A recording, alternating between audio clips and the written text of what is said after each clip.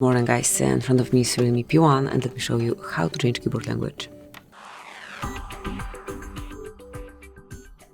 At first, open new message, mark start chat and select settings.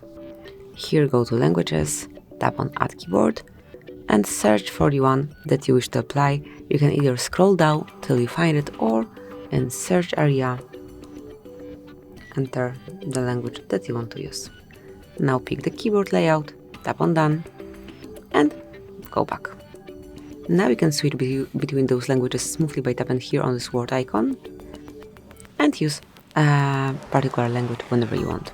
If you want to have one language only, you can remove it in this panel. So let's go back to languages, mark edit and remove unnecessary languages. Then this word icon disappears and you have one language only. Thank you for watching, please subscribe our channel and leave the thumbs up.